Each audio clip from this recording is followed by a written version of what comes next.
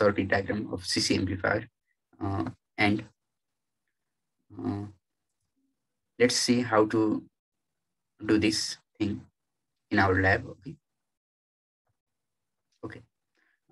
This is a circuit diagram of CC amplifier. Let's have a close look to this.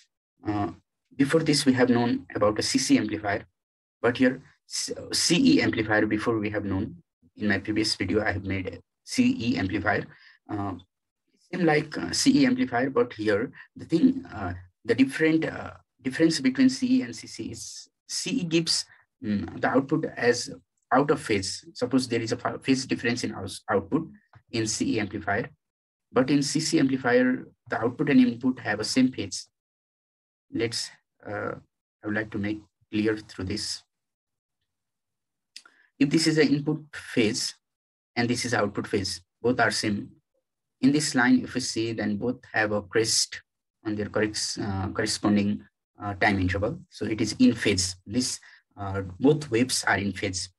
And the main important thing about a CC amplifier is there is a unit gain. Gain is only by unit time. That means one time. Input and output voltage should be same. That means the gain should be 1. If you divide V out by V in, then the value will be 1. Okay, that is the main part of a CC amplifier. It should be in phase. All input and output data should be in phase. If we see in oscilloscope, this both should be in phase. Okay, same phase, but it should not be out of phase like CE. Okay, let's have a look how to make this CC amplifier. Okay. It is a part of our choice whether we can connect by this way or later on we can connect 100 kilo ohm. Okay, it is up to here, but let us see in this figure. At first, we don't need this 100 kilo ohm resistance, so we can connect this with the jumper wire and we can start our practice.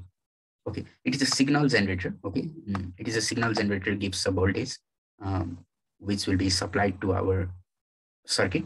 It will be connected directly with the with this capacitor C1, whose value is 22 microfarad. Okay, and after that capacitor, there is a connection of RB1 resistance is there, whose value is 1 mega ohm. Okay, let's know this 1 mega ohm. Let me explain about the color code of that 1 mega ohm. What type of color code will be for that 1 mega ohm, which can be easily available in our lab. Okay, 1 mega ohm have a color code brown, black, black, yellow. Brown, black, black, yellow. Its color code will be brown, black, black, and yellow. Other color code is also there, but this one is one of those 1 mega ohm resistance. And this resistance will be connected here, and it will be again connected back to the collector of a transistor. And this is also connected with the base of transistor. And here BCC will be given as input. This BCC can be of 5 volt. We can give 5 volt BCC to this device. Okay, if 5 volt do not work, then we can give 12 volt also. Okay, but in my view, I think we will give 5 volt BCC to this. And after that, this is an emitter, and from emitter we'll connect resistance. So it is mentioned RE because it is connected with the emitter. RE, that is 3.3 kilo ohm. RE will be connected. It will be finally connected with the ground. And from here we'll take one capacitor C2, and whose value is 100 microfarad. Okay, 100 microfarad. And after that, it will be connected with the load resistance, whose value will be from 1 to 10 kilo ohm.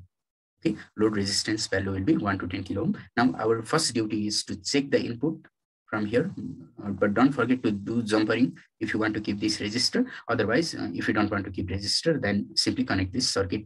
Okay, and now we can get a V in from here. If we take oscilloscope, if we take one end of probe of oscilloscope and connect here and to the ground, we can see the voltage, input voltage. And from here, we can take out the output voltage. If we connect this, from here, we can take out the V output. Okay, output voltage can be taken out from here. Okay, now what can be done is from here, we can get the input voltage and output voltage. And after that, we can take out a gain. Okay, gain will be approximately, because it is a experiment. It may not be exactly true. We may have some error due to some conditions, terms and conditions. So this E value will be equal to generally equal to 1. Okay, its value will be generally equal to 1 because it is a rule. It is a rule. It is a CC amplifier, and both input and output voltage should be waves should be in phase, in same phase. It should not be out of phase. So this value will be approximately equal to 1. So one thing is that here we don't need any kind of voltage divider because this amplifier have a tendency to have maximum gain that is equal to 1. So whatever input, whatever voltage, if we give input, same voltage can be taken out as a output. Voltage will not be maximum, so that there is no need to give voltage, input voltage in millivolt, so that we can get output in volt. But if we give output input in volt, output also may come in volt if the connections are true, if the connections are correct. So please make sure that these connections are correct, then only proceed towards your experiment. Okay. From here, we can take out experimental gain, that is B out by B in, for different kinds of resistor from 1 to 10 kilo ohm. And don't forget to trace a curve of both input and output one. Okay. And after that, we have some experimental gain, and whether this experimental gain satisfies or whether this experimental gain is nearby equal to theoretical gain or more or less, we need to know about the theoretical gain. Okay? In order to compare these two data, whether our result is correct or not, we should know about the theoretical gain also. And the value to calculate the theoretical gain is RE divided by RC plus RE, where suppose this is RE, not RC. RE divided by RE plus capital RE. I have explained about this small RE in my previous video. So you may look from there. Okay, RE by small RE plus capital RE. And from here, we know that this RE is very small in comparison with this capital RE. So we can neglect this small RE. So we have a capital RE. This is capital RE, and divided by capital RE, that is value will be equal to 1. So its theoretical gain is equal to 1. So we may take out experimental gain from here and tally our data whether it is correct or not. So this is our experimental gain, theoretical gain. Let's do a little bit revision. We'll connect this circuit. No need a voltage divider. We should be sure that outputs should be in same phase and the gain should be 1. And our theoretical gain is also equal to 1. So now, for impedance calculation, we need to calculate. Sorry for this disturbance. For this, we need to calculate impedance also. For calculation of impedance, connect input impedance. Sorry, I forgot to mention here. It is an input impedance. For calculation of input impedance, connect 100 kilo ohm resistor before C1 as shown in figure. This is for the calculation of input impedance. What we need to do is, before C1, we'll connect 100 kilo ohm resistor, and what we will do, we'll calculate voltage on A with the help of oscilloscope BA. Connect one probe here and connect another probe here and get the voltage of BB. Okay, BA and BB. Let's take out by keeping here 100 kilo ohm for the calculation of impedance. So after that, we'll get the we have some formula for the input impedance, BB divided by BA minus BB into 100 kilo ohm.